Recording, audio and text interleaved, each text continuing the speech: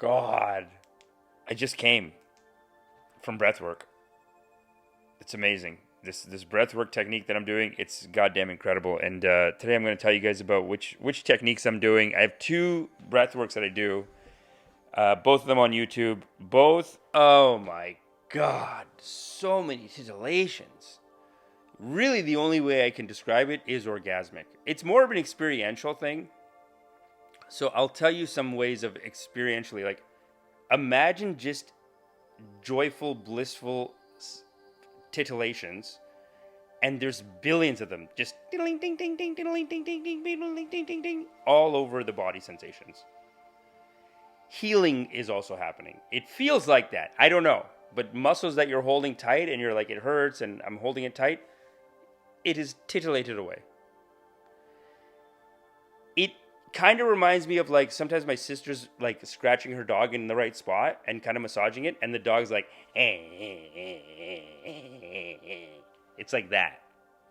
But God's doing it. And then sometimes I see like a portal into another dimension sometimes on it. You know, a lot of people are putting out these videos for their breathwork, and they're saying like DMT release, you know, cosmic energy, whatever. But I just feel like the best way I can describe it is orgasmic. I mean, it's very intense, very healing, very somatic. And today I'm going to tell you my top 2 breathwork techniques that I use that, you know, can't guarantee you get there every time, like an orgasm, a female orgasm. Can't guarantee that you get there every time, but it gets me there 90% of the time. Like right now, I'm sober. I just did 5 rounds of this. Each round is only a minute, and it's so wonderful. And I want to share it with you in my community. But before I get into that, make sure you support this digital ashram that we are building here. We are raising the vibration with these videos. I mean, this one's going to raise the roof on your vibration for sure. So make sure you hit the subscribe and join my congregation. Hit the bell icon so that you're notified when I put up a video. And hit the thumbs up button. And that thumbs up will raise the vibration even more. So anyway, let's get into it.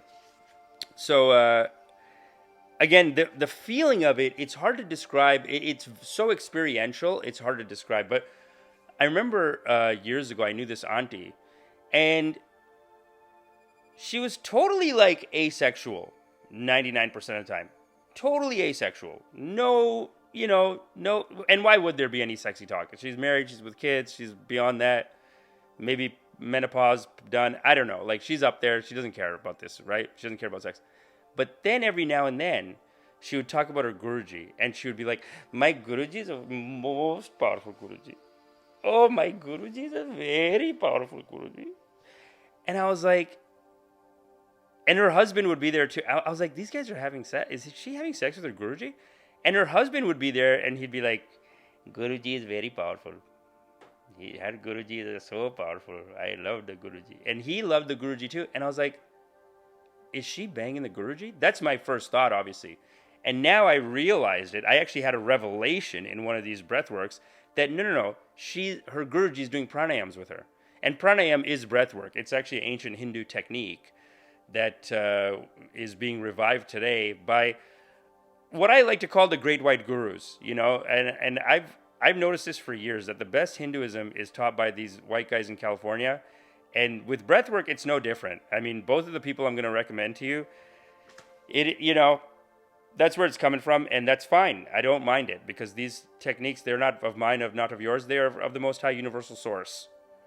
And they're for everyone, so it's okay. I don't mind that it's coming from them.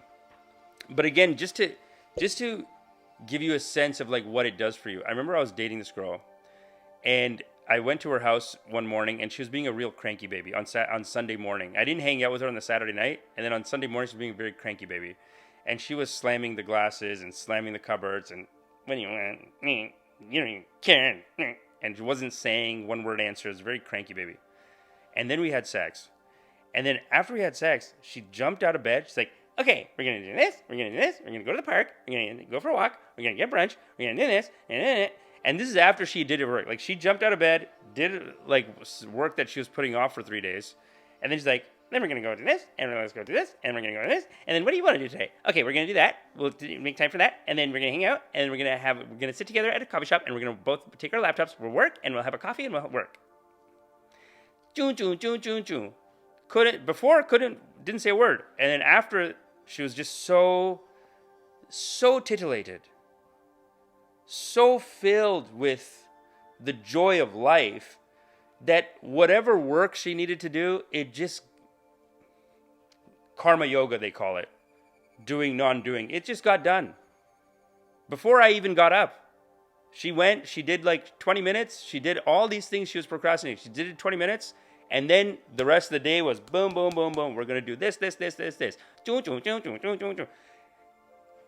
This is what you get out of the breath work, is what I'm saying. Now, some of you are going to watch this. A lot of people in the spiritual community are going to watch this, and you're going to feel offended that I'm associating spiritual practice with sexuality and orgasmic feelings. And a couple of things I can tell you about that. One is we live in a society where the ego is dominant. And what the Western society has done is they've taken the good parties, like a Friday and Saturday night when you really go party, they say, no, that's sinful, that's of the devil. And then on Sunday morning they go to church and they're like, hey, God is great, God is great. And they're doing this boring thing like that, like the Jim Gaffigan bit. Times it seems like they're dragging church out on purpose. I'm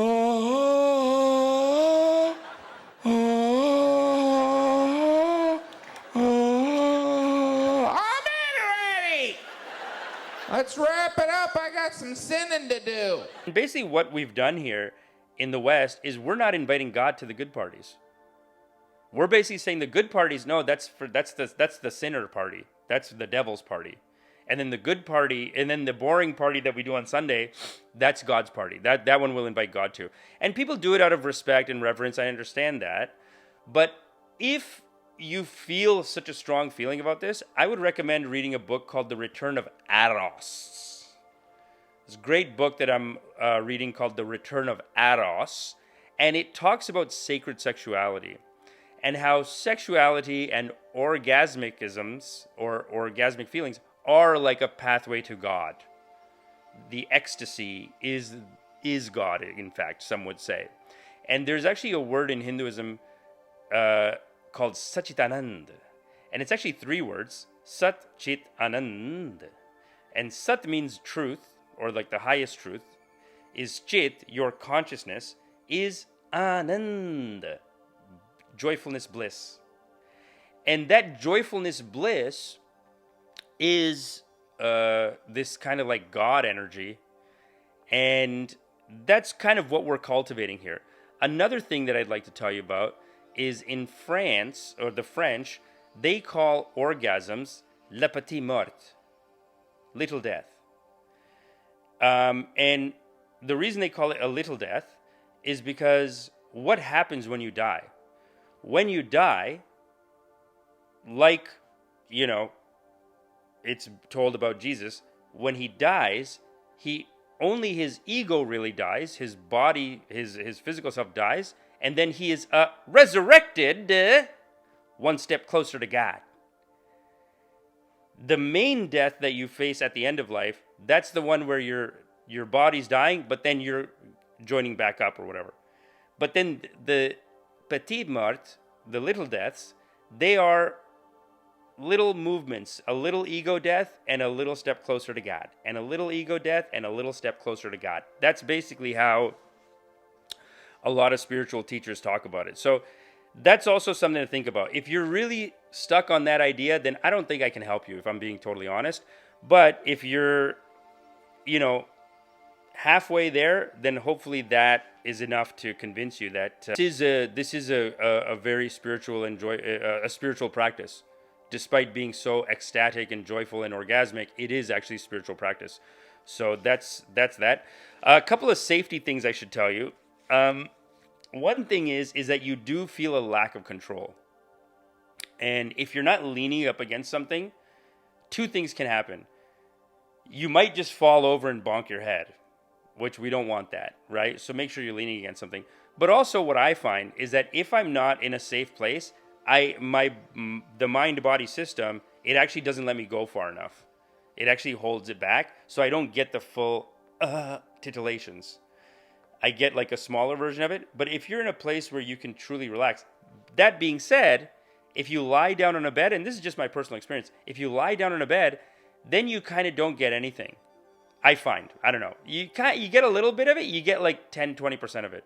So if you're laying down on a bed, you're getting 10-20% of it. And if you're in a place that's not safe for you, like you can fall over and hit yourself, then you're only getting 10-20%. The ideal position for this is a place where you can sit tall and take in as much oxygen as you can, but you're safe. Like right now, I'm leaning back against something, nothing can go wrong. So the mind-body system can say, you take the wheel, God. You're giving your ego permission to say, it's with you, God. Take it, God. And then more of the energy can come in. I think that's it for safety, really. Now, some of you guys are going to say, but Amish, you're just hyperventilating. It's not science. You're just hyperventilating and you're giving yourself a dizzy effect. And to that, I would say, number one, have respect. Number one, have respect. Thank you. And number two, let me ask you a question then. What do you get from drinking alcohol? What do you get? If not body sensations and titillations.